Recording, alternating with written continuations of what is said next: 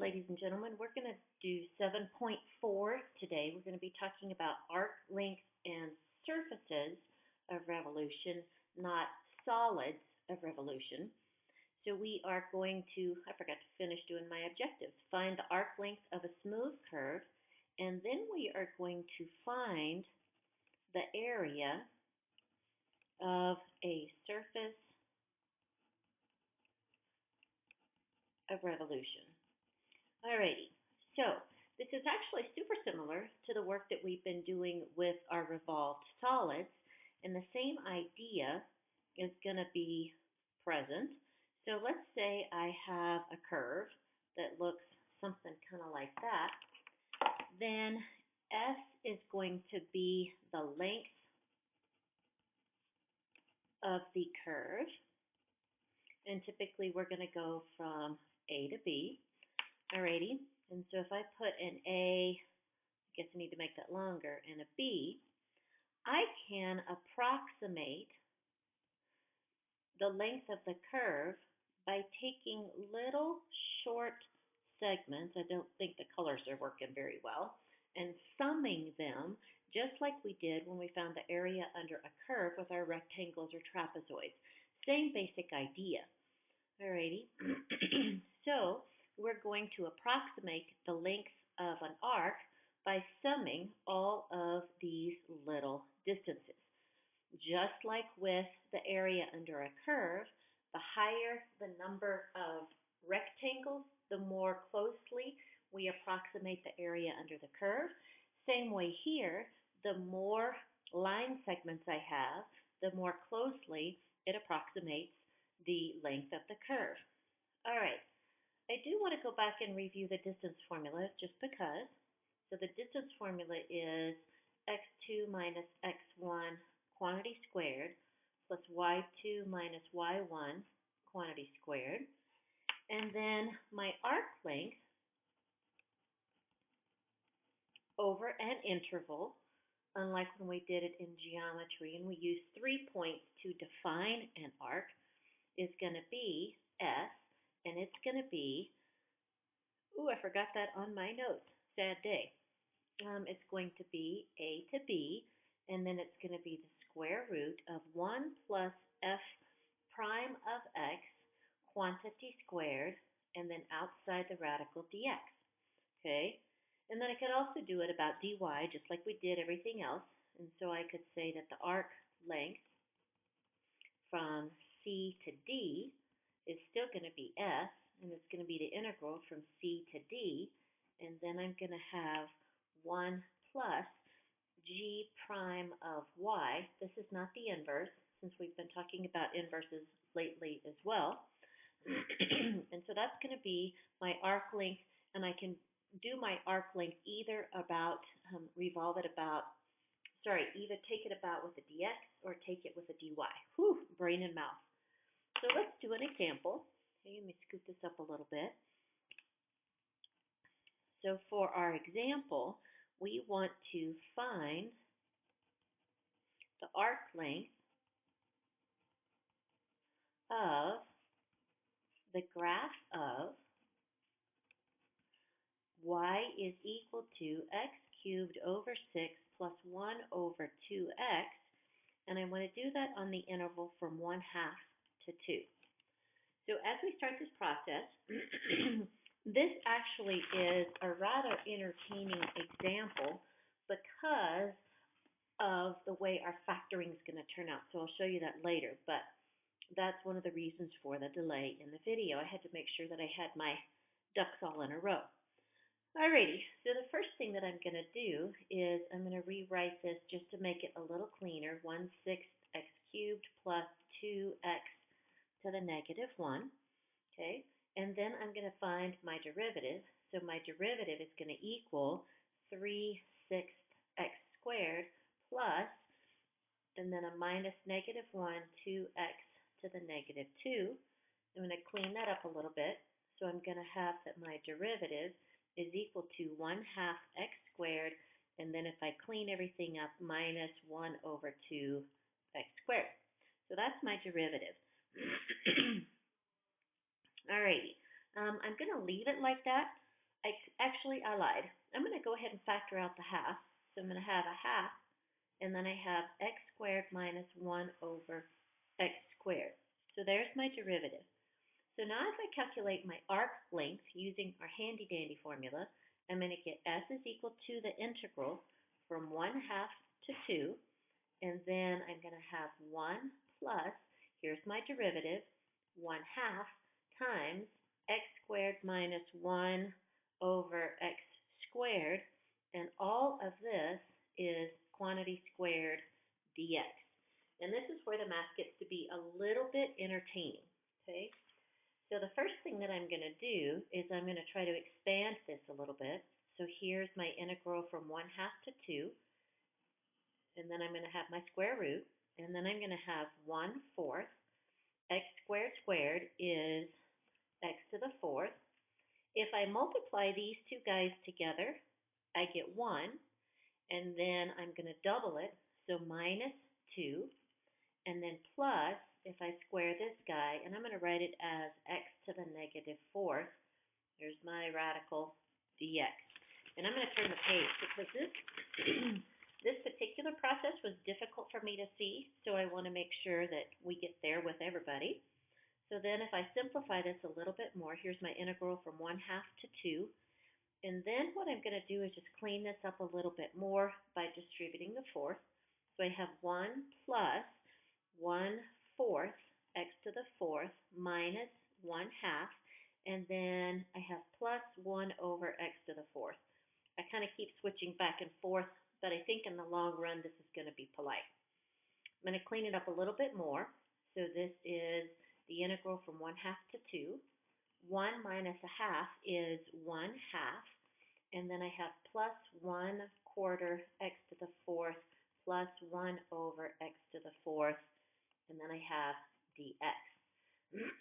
So just right here, I'm going to rewrite this a little bit. I don't need to rewrite the whole thing, but I need you to see that this is 1/4 x to the 4th, and then I'm going to put the half in the middle, and then I'm going to have 1 over, oops, I forgot the 4. Where'd the 4 go?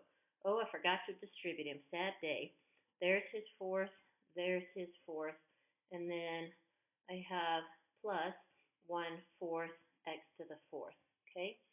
So this is where I struggled with this particular problem because this is actually a perfect square trinomial, and that just hurt my head.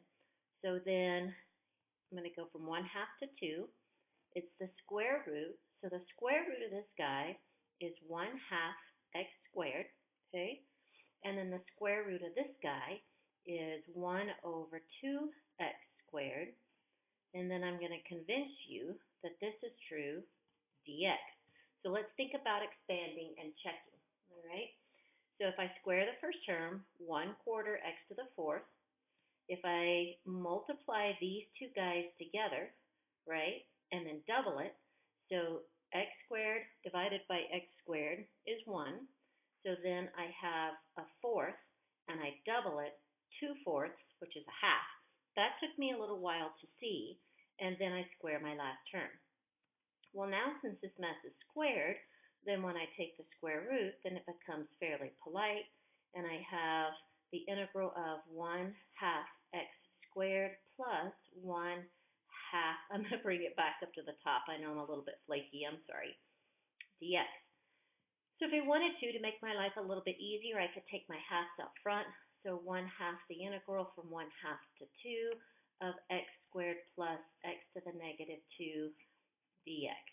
And then it's an easy process. So if you do all of that math, and I'm assuming you're brilliant, and then evaluate your integral, you're going to get that your arc length, which is s, is going to be 33 over 16. Whew, how's that for an example? All right. Sorry, let's do another example. And we're still going to find the arc length. So let's find the arc length of the graph. And this time we're going to have y minus 1 to the 3rd is equal to x squared. And then we're going to do it on the interval from 0 to 8. Oops, closed. Alrighty. So I'm going to find a little bit of my details. I'm going to solve this for x first. And if you do, you get x is equal to plus or minus, and then I have y minus 1 to the 3 halves. Okay. And then if I substitute these values into my equation, so my interval would be from 0 to 8, well then if I think about the y-axis, okay, I'm going to go from 1 to 5. Alrighty, so let me sketch the graph. So this is x is equal to y minus 1. It's been shifted 1 unit to the right. So, can I do that? I have no idea. That's probably not a good idea. I can't do that without my grapher, and I don't have my grapher handy. So I'm going to leave that to you so that you can graph it. But if these are my horizontal distances, and I have x is equal to this, inside my integral, I'm going to have a dy, so I need to find the vertical component.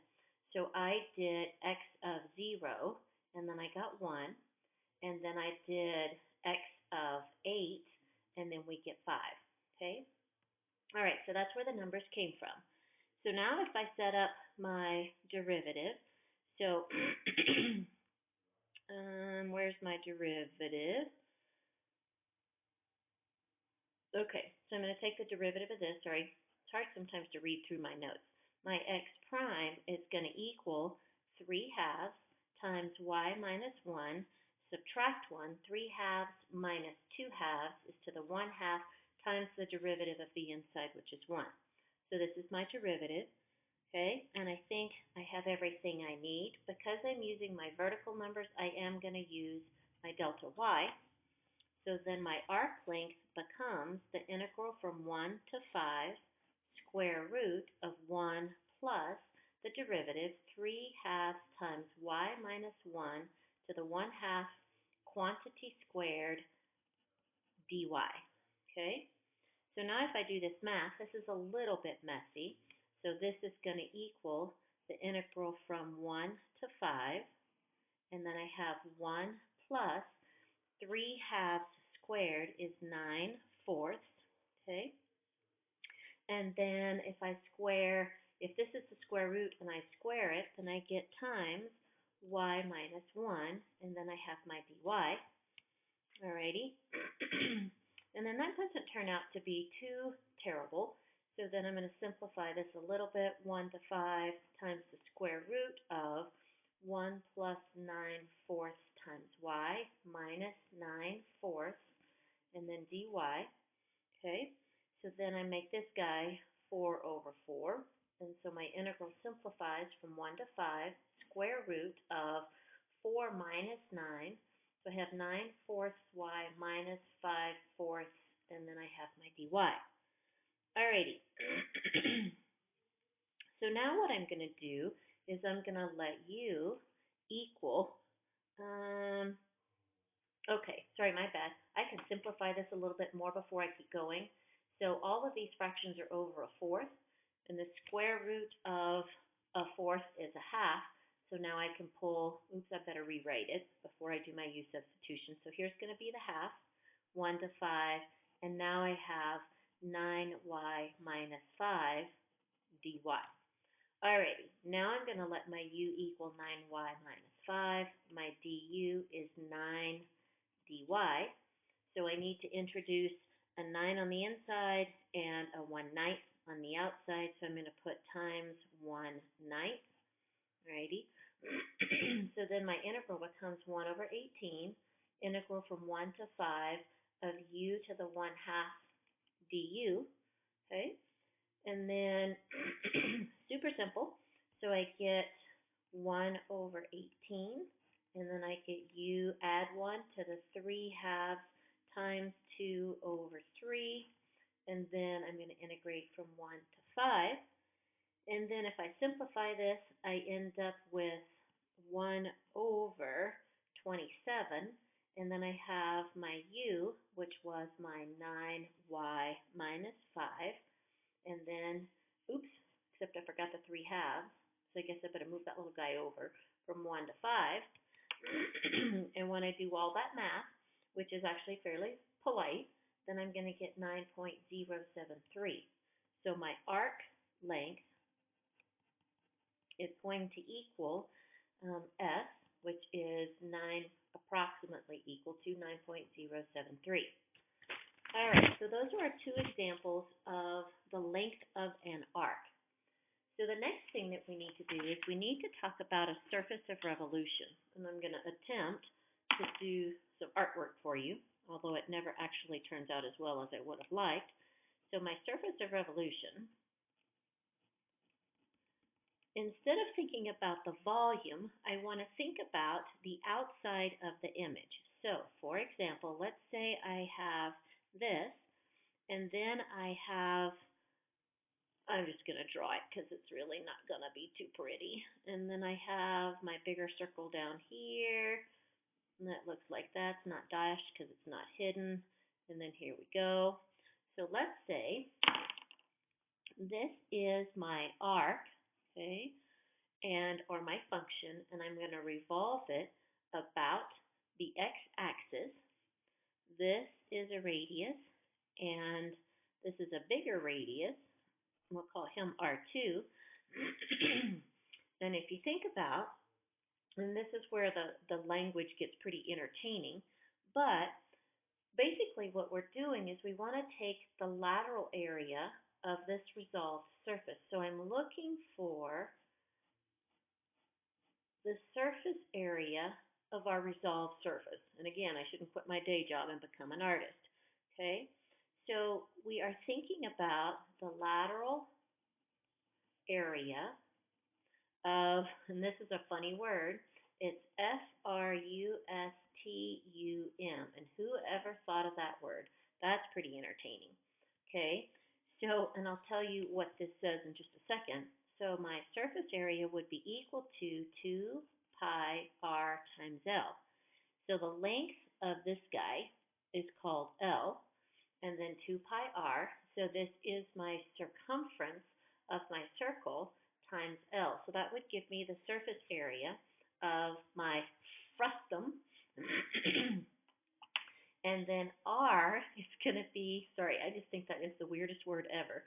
It's going to be the average radius, because notice I have a little guy and a bigger guy of my frustum. That is just the weirdest word, and I'm probably saying it wrong. And this is just going to be a half times the sum of the two radii, okay? So by definition, a frustum is a portion of a cone or a pyramid that remains after I lop off the top, okay? And then when I lop off the top of my cone or pyramid, and this is a really crappy picture because it looks like a cylinder, but it's supposed to be kind of cone-ish, then if I lop off the top, because I have a plane that's parallel to this guy, then it creates a frustum, or I would call it a truncated cone. So I would say, and I'm probably not 100% accurate, that this is a truncated, I think that's the weirdest word ever. Alrighty, so it's a truncated cone. So if I start a new concept, of course that means I get new formulas. So the area of the surface of revolution, alrighty, so, and just like all of our revolved solids, I have one that's about dx and I have one that's about dy. So the area of the surface of revolution is going to be 2 pi times the integral from a to b r of x, and we'll talk about what that means in just a second, times 1 plus the derivative, quantity squared, and then dx. R of x, this little guy, is the distance between the function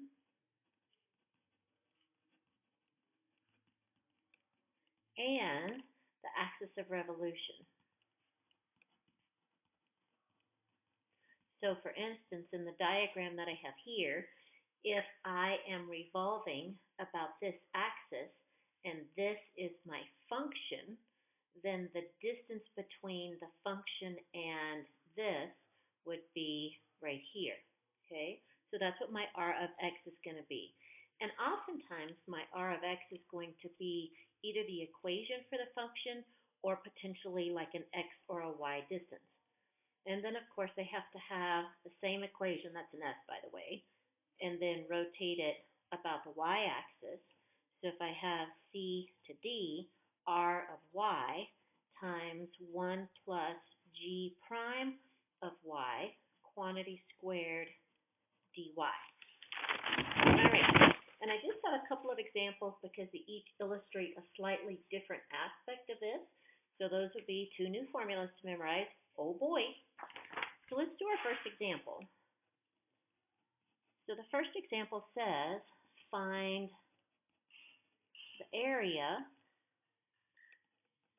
of the surface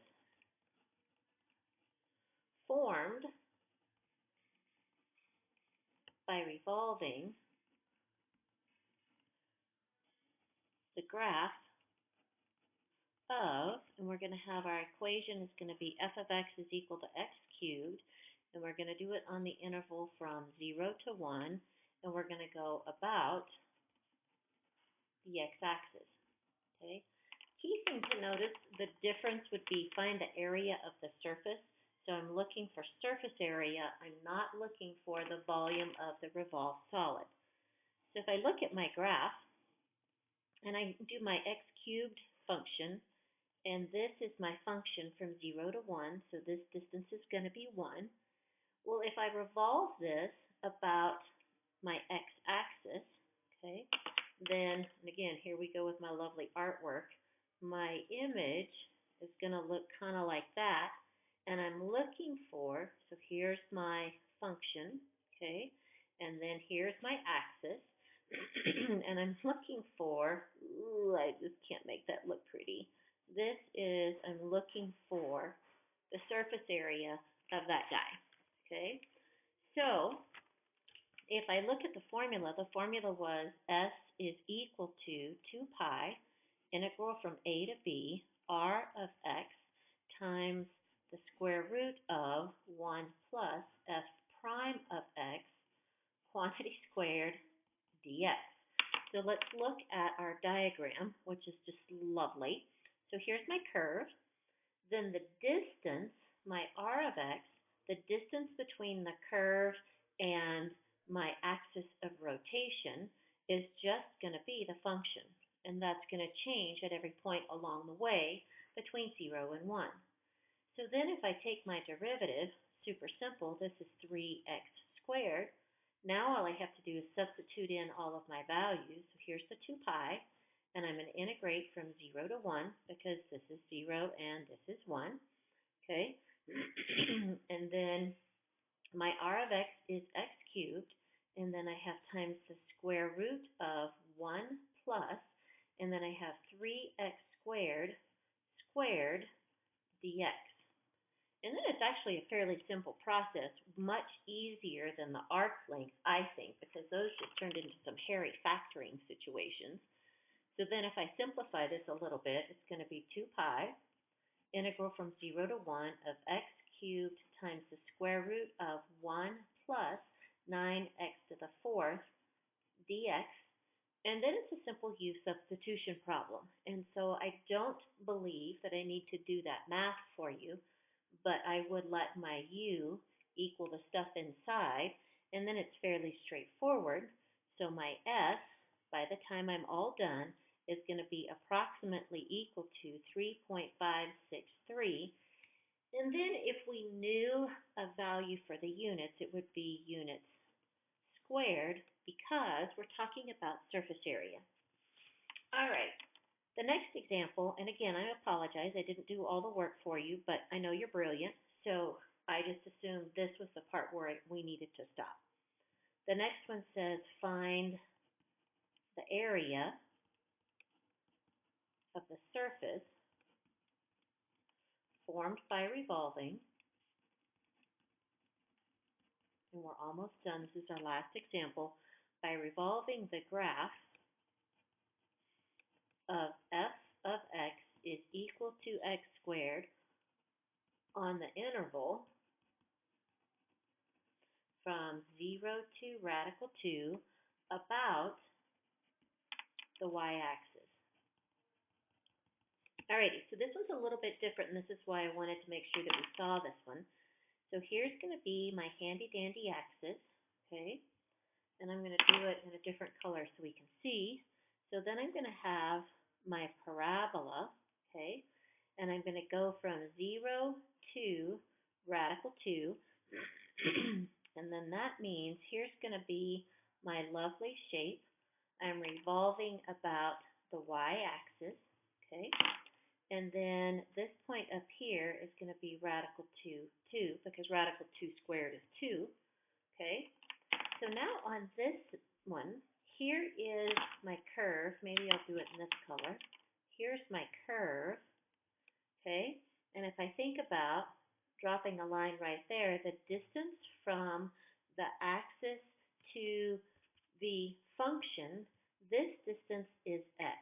Okay, so this distance right here is x. So this is from the edge of the curve where I stopped my interval to the axis of rotation. So we're going to call this distance right here, maybe it looks better if I put it up here, x. And that's kind of like the radius of that guy, right? So that's kind of cool. And again, sorry for the artwork. So then if I write my equation, I'm going to get s is equal to 2 pi, and I'm going to integrate on this one from 0 to radical 2, and then I'm going to have r of x times 1 plus the derivative, quantity squared, and then dx, okay? We've already established that our r of x is going to equal x. My derivative is super simple, and I'm going to get 2x, and then I just substitute everything in and do a little bit of math. So my s is going to equal, here's the 2 pi, integral from 0 to radical 2 of x times the square root of 1 plus, and then I have 2x quantity squared dx. Simplify it a little bit, and here's my 2 pi, integral from 0 to radical 2, and I have x times the square root of 1 plus 4x squared dx. And again, while you're doing this problem, setting it up is probably the most difficult part. And then the u substitution is very straightforward. I would let my u be the 1 plus 4x squared, find my du, do a little bit of calculus, and I'm going to get s is equal to either 13 pi over 3, or we could do the decimal 13.614. Alrighty, that's it for today, and I think that gives us a nice overview of areas of surfaces of revolution. Alrighty, I will see you tomorrow.